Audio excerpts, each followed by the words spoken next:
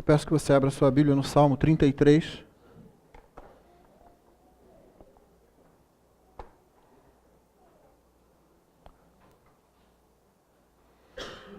Salmo de número 33, nós vamos fazer a leitura agora.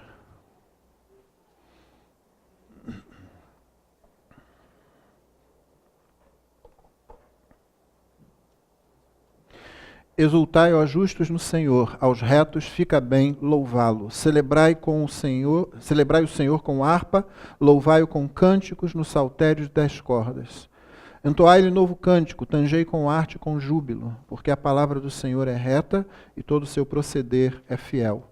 Ele ama a justiça e o direito, a terra está cheia da bondade do Senhor. Os céus por sua palavra se fizeram e pelo sopro de sua boca o exército deles. Ele ajunta em montão as águas do mar e em reservatório encerra as grandes vagas. Temam o Senhor toda a terra, temam-no todos os habitantes do mundo, pois ele falou e tudo se fez, ele ordenou e tudo passou a existir. O Senhor frustra os desígnios das nações e anula os intentos dos povos. O conselho do Senhor dura para sempre, os desígnios do seu coração por todas as gerações. Feliz a nação cujo Deus é o Senhor e o povo que ele escolheu para a sua herança. O Senhor olha dos céus, vê todos os filhos dos homens, do lugar da sua morada observa todos os moradores da terra. Ele que forma o coração de todos eles, que contempla todas as suas obras. Não há rei que se salve com o poder dos seus exércitos, nem por sua muita força se livra o valente. O cavalo não garante a vitória, a despeito de sua grande força, a ninguém pode livrar. Eis que os olhos do Senhor estão sobre os que o temem, sobre os que esperam na sua misericórdia, para livrar-lhes a alma da morte e no tempo da fome conservar-lhes a vida. Nossa alma espera no Senhor, nosso auxílio e escudo. Nele o nosso coração se alegra, pois confiamos no seu santo nome. Seja sobre nós, Senhor, a tua misericórdia, como de ti esperamos. Amém.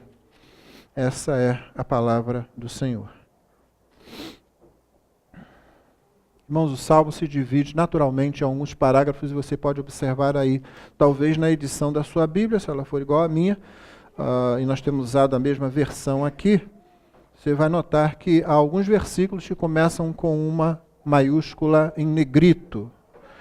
Quando isso acontece, você sabe que ali começa um parágrafo novo. Então você tem um parágrafo que vai do versículo 1 até o versículo 5, e que é a introdução ao Salmo, um convite à celebração, ao culto, à adoração. Depois você tem do versículo 6 ao 9, um parágrafo que aponta a Deus e exalta a Deus como Criador, e portanto tendo seus direitos sobre todas as coisas criadas. Do versículo 10 ao 12, fala-se do Senhor como sendo aquele que governa mesmo as nações mais poderosas e, enfim, todas as instâncias de poder estão sob o domínio, sob o controle do Senhor. Do versículo 13 ao versículo 17, você tem o Senhor não somente sondando e governando as nações, mas também cada pessoa, cada indivíduo, sejam eles poderosos ou não. Do versículo 18 e 19, você tem um parágrafo onde se mostra o Senhor olhando de forma especial, de forma bem diferenciada, aqueles que o temem, aqueles que o reconhecem como Senhor. E o versículo 20, 21 e 22, que encerram um salmo, são versos que falam sobre a posição do próprio salmista, ou daqueles que usam o salmo como ato de louvor e como se fosse uma oração também pedindo ao Senhor que derrame sobre nós a misericórdia dele, porque esperamos nele. Então esse é um resumo apenas da estrutura e dos parágrafos do salmo. Naturalmente, o Senhor tem mais para nós à medida que nos aproximamos. Então o primeiro parágrafo, como você viu, é um convite à celebração ao Senhor. E um convite a uma celebração barulhenta. Barulhenta, porém não feita de qualquer forma. com o som muito alto. Há termos em hebraico aqui que querem dizer isso. Como se num determinado momento você tivesse todos os instrumentos e todo o coral cantando ao Senhor em fortíssimo, em louvor, bastante alto, bastante sonoro, né? Com júbilo é a expressão que assim é traduzida. Versículo 3 diz que você deve entoar um cântico novo. A ideia de um cântico novo é um cântico separado, não é um cântico comum, não é um cântico qualquer. Ele tem a ver com a dignidade daquele que recebe esse louvor. Então, nesses primeiros versículos, o salmista está pedindo para a gente se alegrar, para a gente cantar, para a gente louvar, mas para a gente ter na mente que esse louvor, essa adoração, essa celebração são separadas de outras atitudes de alegria que nós possamos ter. Não é errado quando seu time ganha, seu time de futebol ganha alguma coisa, você celebrar aquilo. Não é errado você, quando conquista aquela menina que você está sonhando com ela há um tempão, e Deus abençoa. Eu me lembro como foi isso quando eu comecei a namorar minha esposa. A gente vai fazer 36 anos de casamento agora, esse ano, com a graça de Deus. E você sai como se tivesse conquistado uma cidade inteira. Você parece um general que ganha uma grande batalha, né? Ainda mais porque a tendência de qualquer homem com meio cérebro funcionando, pelo menos, é olhar para aquela mulher que ele conquista como sendo uma coisa muito melhor do que ele merecia. Tolo é aquele que acha que é ela que está fazendo um grande favor a ele, né? Embora de vez em quando a gente diga essas coisas, mas isso fica só entre nós, né? Então você sai assim, você sai alegre, você sai jubiloso. O salmista está dizendo, isso é muito, muito bom, isso é digno também. Só que agora, quando você vai louvar a Deus, você está entrando numa esfera de eventos, numa esfera de controle, numa esfera de domínio, numa esfera de soberania, numa esfera de majestade, que deve fazer com que você torne especial cada palavra que você entoa, cada nota que você toque. Você pode não ter a voz perfeita, você pode não ser o melhor instrumentista, mas você deve fazer o melhor de você, não no sentido de ser aceito por Ele, porque você sabe que a sua aceitação por Ele não depende dessas coisas, mas porque Ele é digno, mas porque Ele é especial, mas porque Ele é único. Então essa é a nota de introdução ao Salmo. Ele chama os justos a louvar o Senhor, os retos a louvá-lo. Você sabe que justo e reto são palavras que no Antigo Testamento significam pessoas que temem ao Senhor. Não são pessoas perfeitas, não são pessoas que se veem como justas. Elas não se veem como melhores que os outros, mas elas olham o Senhor e vão após Ele, seguem-no. E elas querem adorá-lo, elas querem agradá-lo, mesmo sabendo que não podem fazê-lo por si só, por elas mesmas.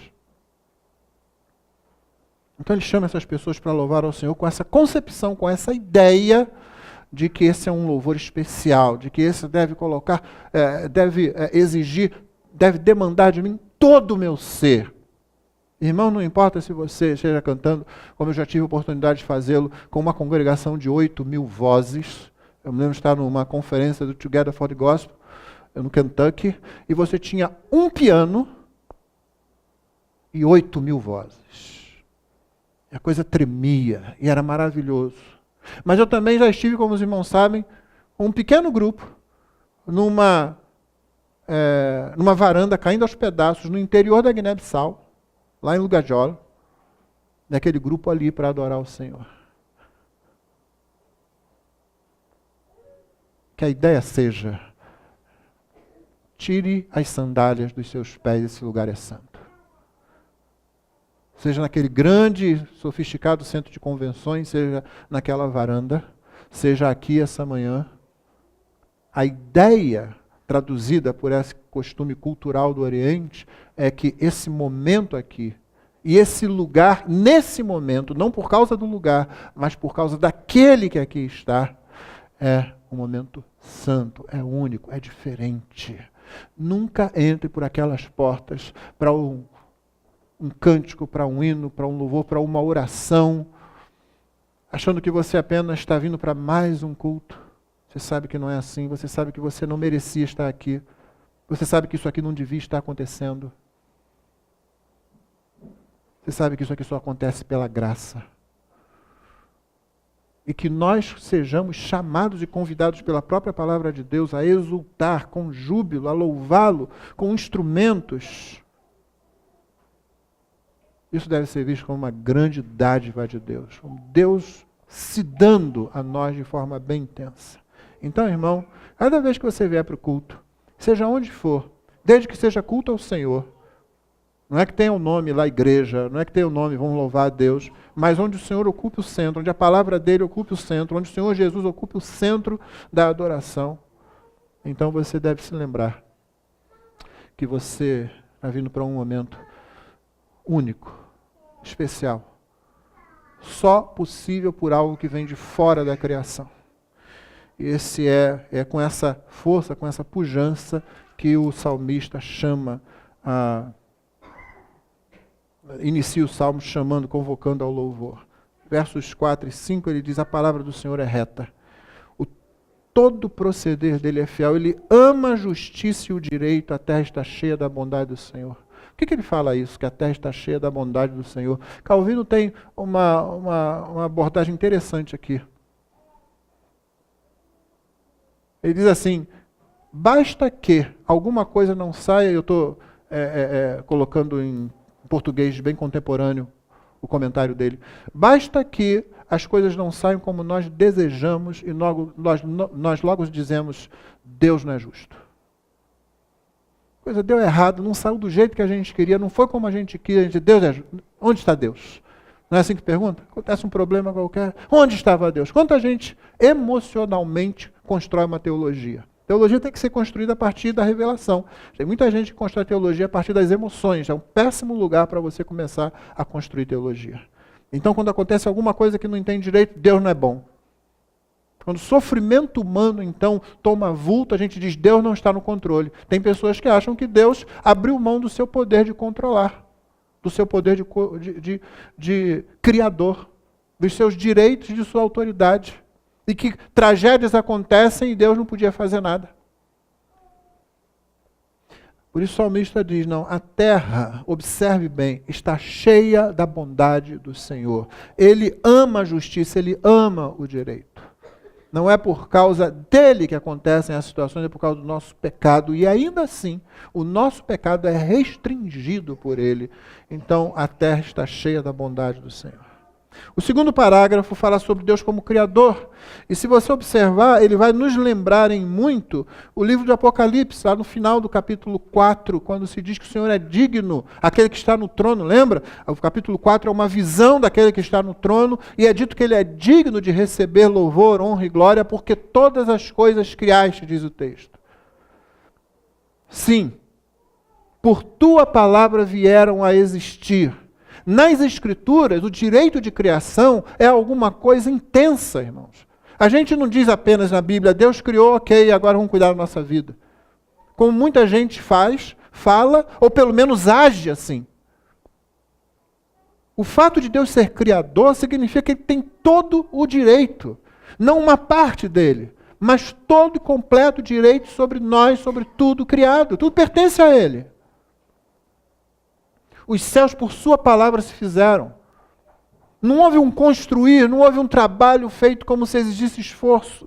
Qualquer pessoa aqui que já trabalhou numa obra sabe como é que é isso. Você quer construir uma casa, por mais simples que seja, já tentou botar a mão na massa? Eu já fiz isso. A mãe uma vez construiu uma casa lá para o lado de Magé, e aí ela contratou um pedreiro e 2 serventes, eu e meu irmão. Então fomos nós para lá. Todo dia a gente ia para lá. Estudava à noite, então de manhã estava à toa, não é? Ela botava num ônibus com pedreiro e vai para lá. E lá a gente chegou lá, planta feita, o terreno limpo, que é a primeira coisa, a fundação, vamos fazer a fundação da casa. Aí o pessoal da vizinhança avisou: isso aí vai ser tranquilo, porque isso aqui, o nome desse terreno aqui é Moledo. Eu não sei, existe alguma ironia muito grande no colocar nomes nas coisas. Primeira vez que eu bati a picareta, ela quase voltou na minha testa. E não tinha pedra, não bateu numa pedra, não. O tal do Moledo devia se chamar Duredo. Não foi preciso cavar muito para construir uma casa de 2 andares. Não foi preciso. Foi pouco, o mínimo exigido foi suficiente, porque o negócio era muito duro. Deus falou e as coisas vieram a existir. Ele disse: haja, produza. Ele só falou. Todos nós devemos nos curvar em adoração só por causa disso. É muito triste que toda a história praticamente, principalmente nos últimos séculos e atualmente, muitos crentes duvidem de Deus como um Criador que ordena com a palavra. Eles ficam entre a pseudociência e a Bíblia e começam a dizer assim, tudo bem, não, mas Deus resolveu fazer desse jeito. Eles simplesmente parecem não conseguir conceber que Deus diga assim, haja, e há, pronto. Haja luz, houve luz. Simples assim, por que não pode ser isso? Por que tem que fazer com um processo qualquer? Tanto os Salmos, como o Antigo Testamento como um todo, como o último livro da Bíblia, eles dizem, o Senhor falou e pronto, apareceu. O Senhor Jesus diz, leva isso ao mestre-sala. Se lembra disso? O vinho acabou na festa, no casamento, lá em Caná, Galileia. Mandou encher umas talhas grandes de água, agora leva. Ele não fez abacadabra. Ele não fez e agora água transforma-se em vinho. Eu ouvi uma vez um cientista dizendo que para causar aquilo que causou ali, teria que ter energia como a que foi usada para criar o universo. Ele não falou nada específico. O salmista talvez ficasse surpreso com o Senhor Jesus, porque ele diria assim, ele nem falou. Ele falou, encha de água. Foi água que entrou. Leve ao mestre-sala. Foi vinho que saiu, e vinho bom. O melhor vinho. Simplesmente assim. E nós parecemos com dificuldade de aceitar a criação, o Senhor como Criador. Ele ajuntou, pelo sopro de sua boca, o exército, ou seja, a totalidade das coisas criadas foram feitas. Ele ajunta em montão as águas do mar, em reservatório, encerra as grandes vagas. A ideia aqui é que Deus faz como alguns de nós conseguem fazer, né? Quando você precisa de água em um determinado lugar, você pega, transporta ela para ali e coloca ali. Quanto menor a quantidade de água, mais fácil para nós. O salmista olha para o oceano todo e diz, ele pega isso, coloca num lugar, fecha ali e fica. A ideia é o poder dele. Não é para você entender literalmente, porque ele poderia simplesmente falar e toda a água do planeta desaparecer. É só para a gente entender, para a gente se aproximar do controle, do domínio que ele tem. Por isso o verso 8, tema ao Senhor toda a terra, temam-no todos os habitantes do mundo, curvem-se diante dele. Ele falou, e aí repete, você sabe que a ênfase no hebraico é dada pela repetição. Repete que já foi dito lá em cima. Pois ele falou e tudo se fez, ele ordenou e tudo passou a existir. Isso é suficiente, deveria ser suficiente para nós. Quando a ciência foi impulsionada pela reforma protestante, os cientistas que então eram impulsionados pela doutrina das Escrituras não saíram dizendo, não pode ser assim, vamos descobrir de um outro jeito, porque tem que ter sido de um outro jeito, porque desse jeito nós não vamos admitir que seja. Não, eles saíram assim, Deus fez desse jeito aqui. Agora vamos descobrir como que isso aconteceu desse jeito aqui. Nós já estamos restritos por isso aqui. Nós não precisamos procurar em outra coisa. Nós temos que procurar na coisa, naquilo que foi criado. Basta isso. E aí vamos ver. E só por esse caminho já se encontram maravilhas suficientes. Nós não precisamos buscar coisas inexistentes, basta buscar nas existentes. Nós não precisamos buscar um modo inexistente, basta buscar no modo que existiu. Versículo 10, ele se aproxima um pouco mais do ser humano, né? Nesse parágrafo começa aí, o Senhor frustra os desígnios das nações e anula os intentos dos povos. Qualquer um que estuda a história da Segunda Guerra Mundial sabe que o dia D, aquele desembarque na Normandia, era uma coisa que tinha tudo para dar errado e quase deu. Winston Churchill disse que o que afundou o Bismarck, um coraçado alemão que ninguém conseguia afundar, foram não somente a aviação de guerra britânica, mas as orações dos crentes. E Deus controla a tal ponto que aquele atentado feito no covil do lobo, aquilo que daria fim à Segunda Guerra, ou pelo menos mudaria seu rumo, uma pasta com bombas, mais de uma, havia 2 bombas ali, colocadas perto de Hitler. Olha só. Bastou um movimento ao acaso. Você lembra do texto bíblico? Um arqueiro puxou ao acaso O acaso não existe. Não leia Kardec, porque não é lá que você vai encontrar o negócio. Leia a Bíblia. Ele puxa ao acaso e Acabe é morto. Disfarçado. O rei de Israel disfarçado é morto. Um movimento, um esbarrão.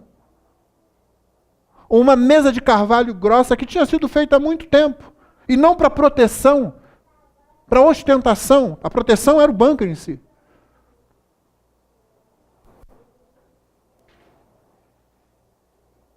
Deus frustra os desígnios das nações, ele anula os intentos dos povos. O conselho do Senhor, porém, contrariamente, dura para sempre. Os desígnios do seu coração por todas as gerações. Jó coloca de outra forma dizendo, bem sei que tudo podes e nenhum dos teus planos pode ser frustrado. Então, quando você se ajoelha para orar, quando você ora ao Senhor, você olha para o nosso país como ficou essa semana, e tanta gente desesperada, e dólar sobe, dólar cai, bolsa abre, bolsa fecha com menos de meia hora, e todo mundo em polvorosa, e pessoas assim, na instabilidade. Quando você se ajoelha para orar pelo seu país, eu estou dizendo se ajoelhar porque tem vezes que a gente precisa se humilhar diante do Senhor. Não é um ato mecânico de abrir a boca e dizer, Senhor, Tu que controlas tudo, tem misericórdia de nós. É um ato de humilhação realmente. Lembra-se, C.S. Lewis coloca na boca do demônio-chefe, lá o demônio instrutor, para o seu aprendiz, né, em Cartas do Inferno, ele coloca o demônio mais experiente dizendo, os seres humanos esquecem-se que têm corpo físico. Então a ideia de você se ajoelhar fala a você inteiro. Você se curva. Nós somos capazes de tantas coisas, né? E aqui nessa pequena congregação, há pessoas que têm tido êxito em muitas áreas. E há pessoas que são admiráveis em muitas áreas. E aí você pega essa pessoa e essa pessoa espontaneamente põe os joelhos no chão. E muitas vezes põe o rosto no pó. Quando você coloca-se diante do Senhor e você clama a Ele, você está pedindo àquele cujos desígnios não podem ser frustrados. Os partidos políticos constantemente veem suas estratégias terem que ser alteradas para o melhor ou para o pior. Os presidentes constantemente, parece que no Brasil ainda mais, veem o seu mandato chegar ao fim antes do que eles gostariam. As negociatas muitas vezes são descobertas, expostas e frustradas. O conselho do Senhor permanece para sempre. Agora, cremos nisso quando nos curvamos diante dele, quando olhamos para essa situação? Vamos nos lembrar, irmãos, que nos primeiros séculos a igreja cresceu assustadoramente. Nos primeiros 3 séculos a igreja cresceu bastante. Em meio ao antagonismo político-religioso do Império Romano, primeiro dos judeus e depois do Império Romano. A igreja não nasceu num ambiente propício a ela. Ela não nasceu num ambiente onde as pessoas disseram assim, vamos dar o apoio total a essa nova mensagem. A igreja nasceu num ambiente em que se dizia, esse pessoal pensa que é melhor do que os outros. Esse pessoal é ateu porque eles não têm uma imagem, o Deus deles não existe. Esse pessoal é ignorante porque a maior parte da igreja era constituída por gente pobre, por gente não culta. Esse pessoal briga com todo mundo, porque os judeus perseguem esse pessoal, os adoradores de Mitra perseguem esse pessoal, os adoradores de Zeus, de Júpiter perseguem esse pessoal. Isso não pode dar certo. Os líderes deles são ex-pescadores, ex-agricultores. Um ex-cobrador de impostos. Um ex-extrema esquerda frustrado.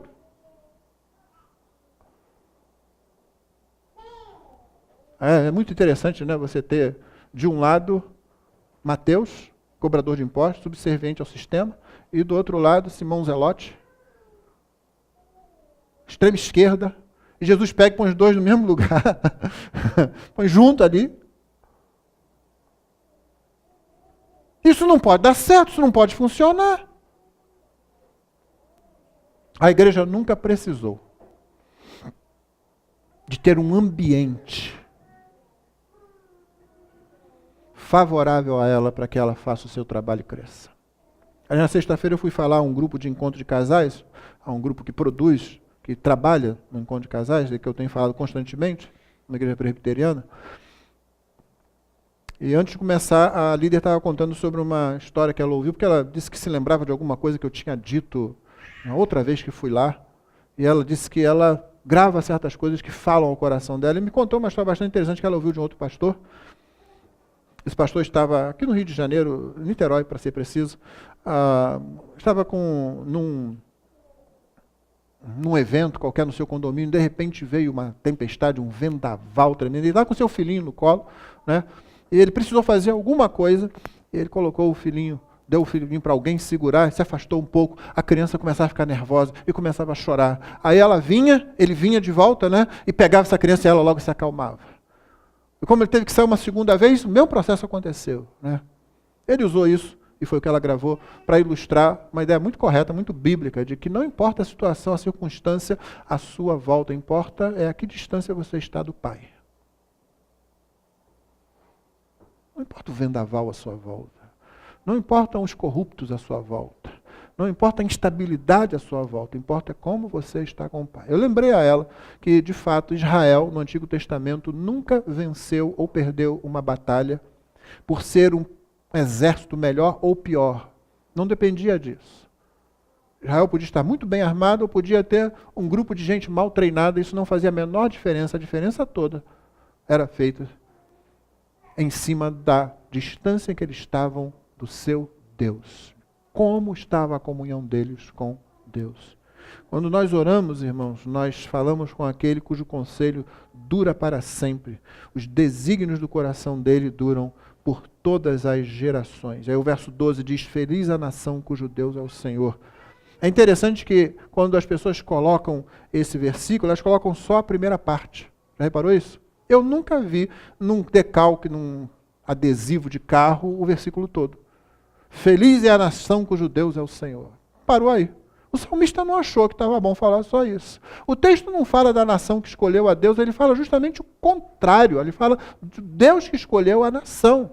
É feliz a nação que Deus olhou e diz assim, são meus. E pega aquele povo para ele.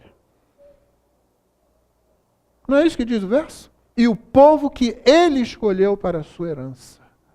Todo mundo lá na mesma situação, todos os pecadores miseráveis, merecedores do juízo dele, ele resolve, esse aqui eu vou pegar. Mas isso não é uma coisa restrita a Israel, o mais interessante que possa ser. É obviamente uma alusão ao fato de que Deus escolhe pecadores do meio do mundo. Como isso fica claro à medida que a revelação vai progredindo, ela vai se tornando cada vez mais clara. Deus, e lá no Apocalipse você encontra isso, o louvor ao Cordeiro, né, no capítulo 5, o Cordeiro aparece junto ao trono, e ele é louvado porque ele foi morto e com o seu sangue conquistou para Deus homens e mulheres de todas as raças, tribos, povos e línguas.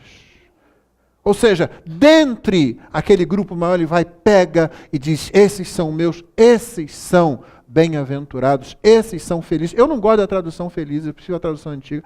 Bem-aventurada a nação cujo Deus é o Senhor. Feliz dá a ideia de uma coisa pronta, terminada, acabou, feliz, pronto, está ali. Bem-aventurança, ela tem a ver com ventura, com jornada, com um evento que vai acontecendo à medida que você progride numa caminhada. Eu acho que essa tradução é bem melhor, porque nós estamos numa caminhada. Essa não é uma caminhada de todo tranquila, mas nós somos bem-aventurados. Nós começamos e nós terminamos a caminhada por causa que Ele nos escolheu.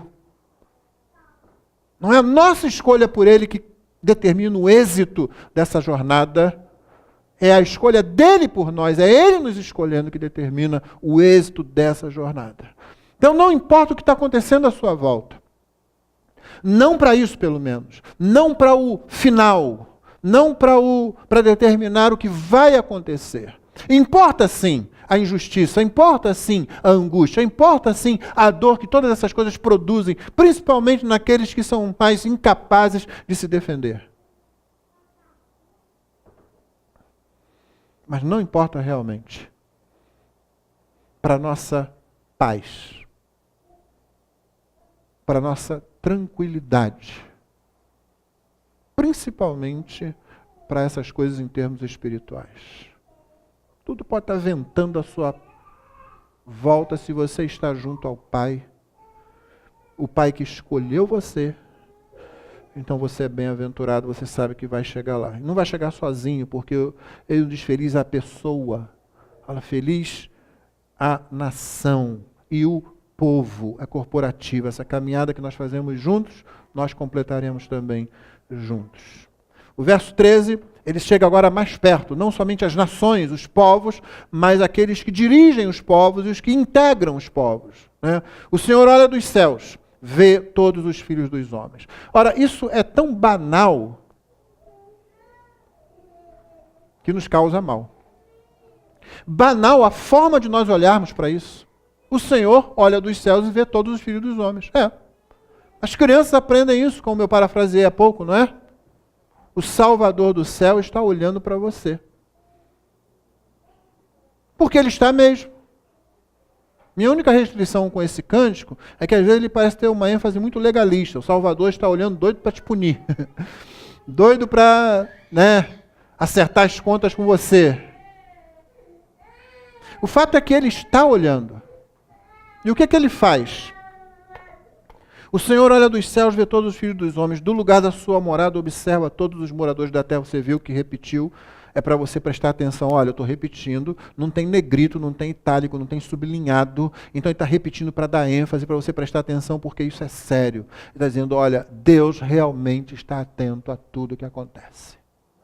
Tem um pessoal que quer restringir Deus, eles pensam que estão exaltando a Deus, quando na verdade estão afrontando Deus. Eles dizem assim, Deus tem coisas mais importantes para se preocupar do que isso. Isso, geralmente, é alguma coisa que eles querem fazer de errado, mas que eles acham que não está errado. Geralmente, algum aspecto moral, algum aspecto ético, e eles dizem assim, não, Deus não está se importando com isso. A Bíblia diz que Deus vê todas as coisas, que Ele observa todos os moradores da terra, todos.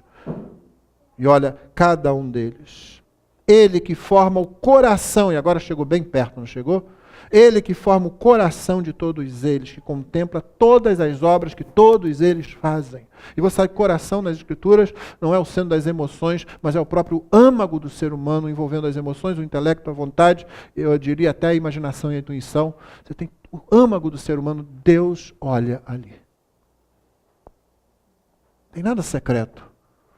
O apóstolo vai dizer, séculos mais tarde, todas as coisas estão nuas e patentes diante daquele com quem havemos de tratar.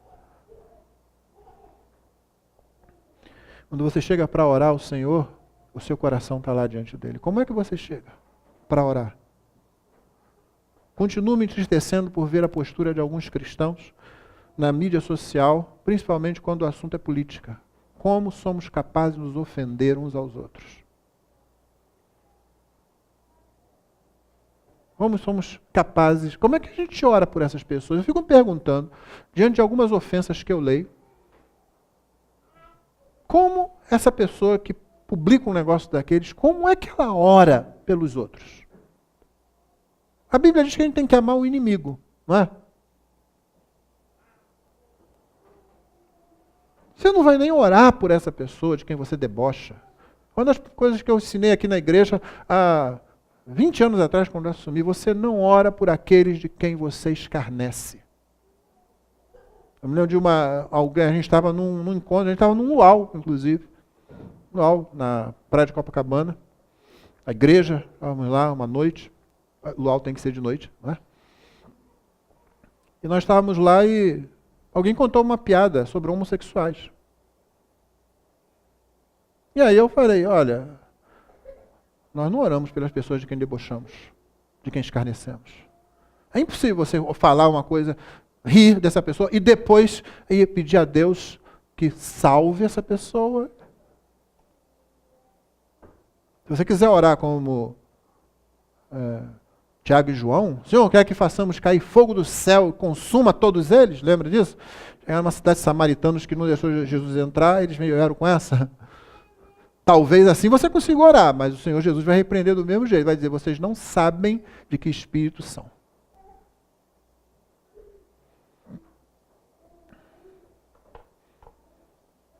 O Senhor olha o nosso coração também, irmãos. Todos os moradores da terra nos inclui. Quando nós nos aproximamos para orar, o Senhor sabe o que está lá.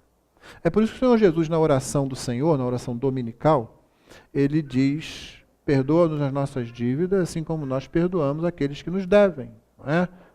A ideia não é um condicional, a ideia é mais o seguinte, é que você chega diante do Senhor com o coração à vista dele.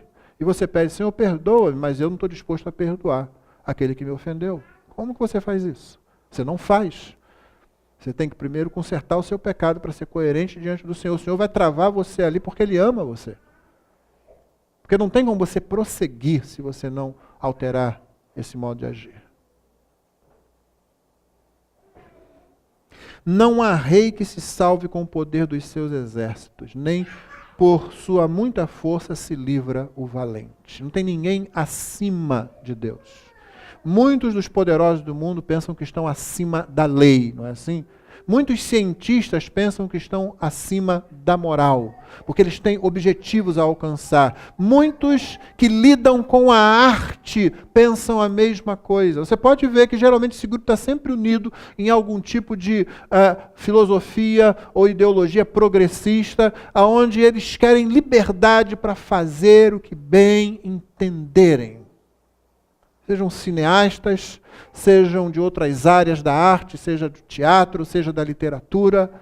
Eu quero pôr lá o que eu bem entender. Eu quero me expressar do jeito que eu quiser. Meus irmãos, não acredite que toda forma de arte é boa, porque não é. O que desonra a Deus não é. Assim como nem toda tecnologia é boa, porque desonra a Deus. A primeira lição que o Gênesis ensina para a gente é justamente que não é certo fazer uma coisa só porque podemos fazer. Eu posso pegar esse fruto, eu posso comer esse fruto, Deus não colocou nenhum anjo tomando conta, só depois colocou, Deus não colocou nenhuma barreira, Deus colocou a árvore do conhecimento do bem e do mal no meio do jardim, junto com a árvore da vida também, e disse: não comam dela, ponto. Você pode fazer isso, você tem a capacidade de fazer. Você pode ir até lá, você pode arrancar, você pode morder, você pode engolir. Você pode fazer isso. Só porque você pode, não quer dizer que é correto. Então há muitas formas de arte, há muitas formas de ciência, há muitas formas de política que são erradas. E nós vivemos num mundo onde, infelizmente, muitos crentes estão botando a boca, não para anunciar o Evangelho, mas estão botando a boca no mundo para dizer: tudo é válido, tudo presta, só por ser expressão humana presta. Eles dizem: a cultura não é em si mesma demoníaca. Não, não é, eu concordo com isso, mas também não é em si mesma santa. Ela é humana, ela é resultado do ser humano, é produção humana e, portanto, ela é sempre pecaminosa. Ou seja, sempre vai haver pecado no meio dela. Você se lembra? Criação feita para a glória de Deus, sobre ela, o que incide? A queda e a redenção. Então, você vai ter sempre as expressões dessas coisas. Ninguém está acima de coisa nenhuma quando Deus julgar todas as pessoas. Ninguém vai estar. E ninguém se livra. O cavalo não garante vitória, a despeito de sua grande força, ninguém pode livrar. Ou seja, nós estamos nas mãos dele. Aí, o penúltimo parágrafo, ele diz: eis que os olhos do Senhor estão sobre os que o temem, sobre os que esperam na sua misericórdia, para livrar-lhes a alma da morte e no tempo da fome conservar-lhes a vida. Ou seja, Deus agora se aproxima mais do povo que Ele escolhe, daqueles que são os seus eleitos, que não merecem ser seus eleitos, que não são eleitos porque são melhores que os outros, que não são eleitos porque são mais inclinados à espiritualidade, à religiosidade, ou seja lá o que for. Deus olha para eles para redenção. Livrar-lhes a alma da morte, no tempo da fome conservar-lhes a vida. Deus redime e Deus preserva. Que coisa boa saber disso, não é? O Senhor que criou todas as coisas tem direito sobre todas elas. O Senhor que frustra os desígnios das nações e tem governo total sobre todas as coisas criadas.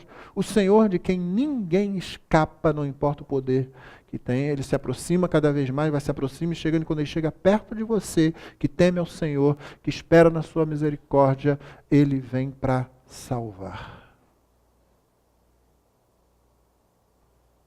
Ele vem para preservar. Quando você se ajoelha diante do Senhor, você está se ajoelhando não somente diante daquele cujos desígnios não podem ser frustrados, mas também daquele que salva e preserva a sua vida. É por isso que nós nos ajoelhamos com prazer, com alegria diante do Senhor. Finalmente, nossa alma espera no Senhor, nosso auxílio e escudo. Às vezes eu leio esse salmo e tenho a impressão de que o salmista quis terminar dizendo: eu estou entre aqueles que foram citados no parágrafo anterior. Eu vou garantir aqui o meu lugarzinho.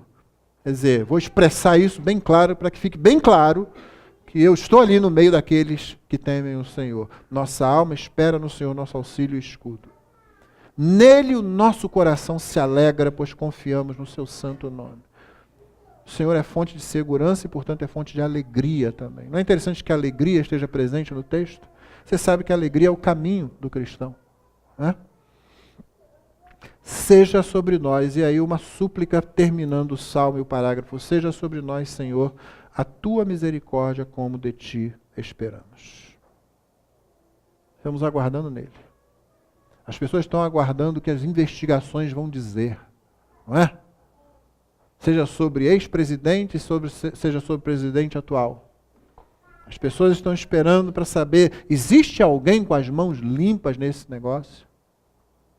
E como cidadãos, nós também estamos esperando para ver até que grau nosso país, nossa nação, nosso povo desceu nesse poço.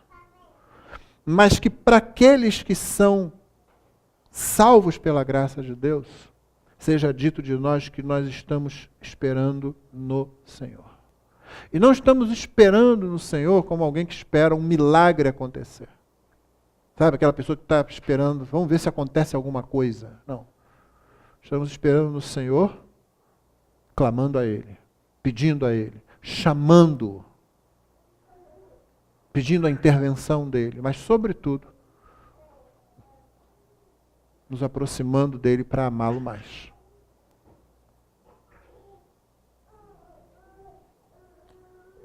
Irmãos, o grande projeto de Deus não é construir aqui uma sociedade que vai ser maravilhosa e perfeita. O grande projeto de Deus é fazer com que eu e você sejamos cada vez mais parecidos com seu Filho, Jesus Cristo. Nossa proximidade de Deus deve produzir isso. Uma semelhança cada vez maior. Uma semelhança moral, uma semelhança espiritual com o Senhor Jesus Cristo. Que a santidade dele se veja em nós. Para que a obediência dele ao Pai se veja em nós. Para que a dedicação dele se veja em nós. Para que a percepção dele do mundo se veja em nós. Fique preocupado se suas percepções a respeito de tudo que está acontecendo no mundo e no nosso país se assemelham demais àqueles que estão ao nosso redor. Que se dividem basicamente dois grupos. Os que estão desesperançados, eles dizem isso não tem jeito. Falar isso é não conhecer a história, pior, não conhecer a Bíblia. Deus enviou uma resposta bem clara para os israelitas através de Ezequiel. Você se lembra da visão do vale de ossos secos?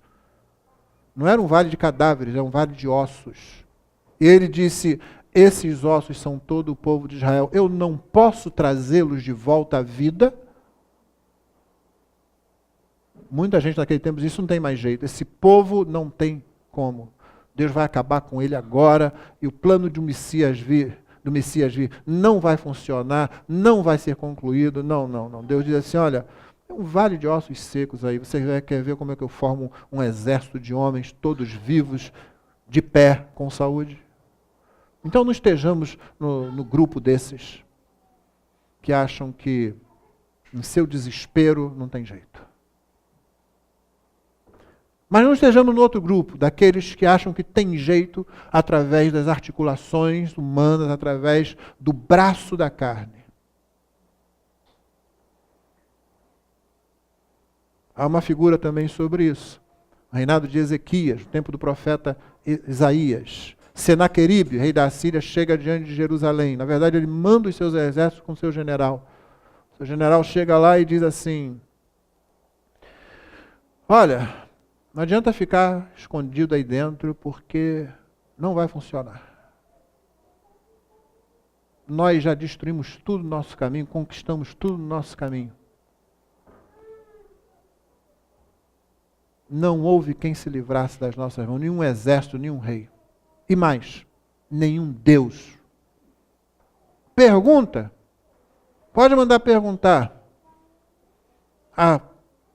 Aos tais, aí citou vários lugares, vários países, várias cidades. Pergunta lá para eles. Se os deuses deles puderam livrar. E os homens de Ezequias tinham recebido ordem de não responder nada e nada responderam. Porém, o texto de Crônicas, que é bem sucinto, o texto de Isaías é bem mais detalhado, a narração disso em Isaías. O texto sucinto diz que Ezequias, o rei, e o profeta clamaram ao Senhor. Eles não tinham nada para falar com aquele pessoal lá.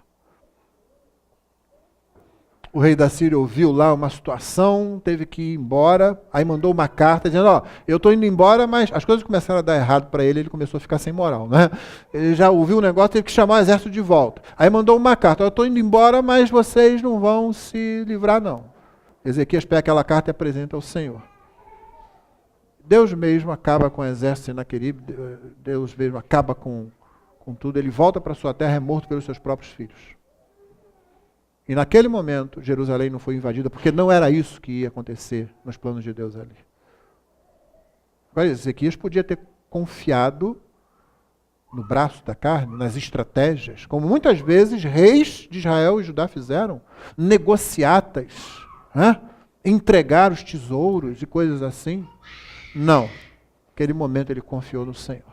Então não fique do lado dos desesperados, não fique do lado daqueles que vão resolver no braço, na estratégia humana, na confiança de que o ser humano é capaz de resolver esse tipo de coisa. Nós clamamos ao Senhor, aquele cujos desígnios não podem ser frustrados e aquele que ama, salva e preserva você.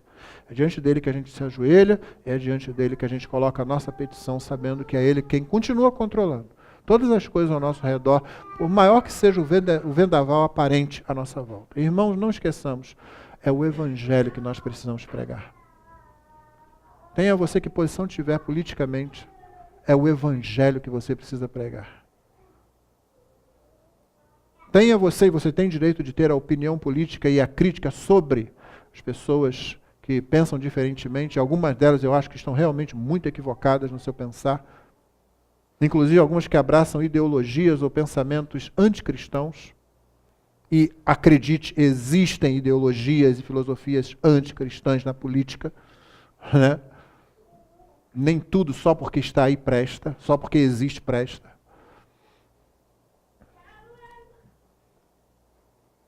Essas pessoas precisam das nossas súplicas e orações, elas precisam de conhecer o Evangelho e se render ao Evangelho. E alguns cristãos precisam retornar à palavra de Deus.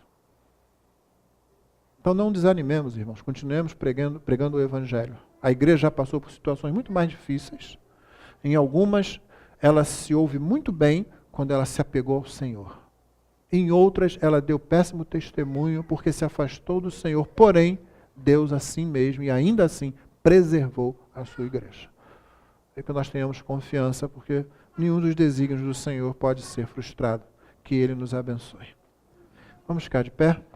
Vamos orar e vamos cantar ao final o hino que cantamos na semana passada. Né? Alguns irmãos aprenderam, muitos não conheciam, e nós vamos cantar novamente. Ele tem a ver com o que acabamos de falar, na medida em que nós estamos aqui, e há muitas coisas interessantes aqui, há o que fazer aqui também, mas nós devemos viver num ambiente de saudade do nosso genuíno lar, nosso verdadeiro lar na eternidade. Então vamos orar e depois vamos cantar, vamos lembrar essa canção. Senhor, nós te louvamos pela tua palavra, nós engrandecemos o teu nome. Muito obrigado porque nos chamaste ao louvor e à adoração, Senhor. e podemos estar aqui e louvar o teu nome. E engrandecer aquele que criou todas as coisas, que controla todas as nações e frustra os seus desígnios. Aquele que sonda os corações, mesmo dos reis mais poderosos. Aquele que atenta de forma especial para os que o temem, para os que se humilham na sua presença. Lembra-te, portanto, do teu povo no Brasil, Senhor, em que tantos desvios têm acontecido, sob tantas desculpas e justificativas, afastamentos da tua palavra têm ocorrido. Que o Senhor nos conceda arrependimento genuíno, um retorno à sensatez, à palavra, à adoração de Cristo e à pregação do genuíno Evangelho, Senhor. Olha para o nosso povo, e que esse seja um momento não de crise, em que nos apeguemos a soluções vindas, de um modo ou de outro, do braço humano, mas que nos voltemos para Ti, Senhor, sabendo que o Senhor continua, como sempre esteve, no controle de todas as coisas. Dá-nos a Tua graça, sim, fortalece o Teu povo, fortalece a Tua igreja neste local. Nós oramos em nome de Jesus. Amém.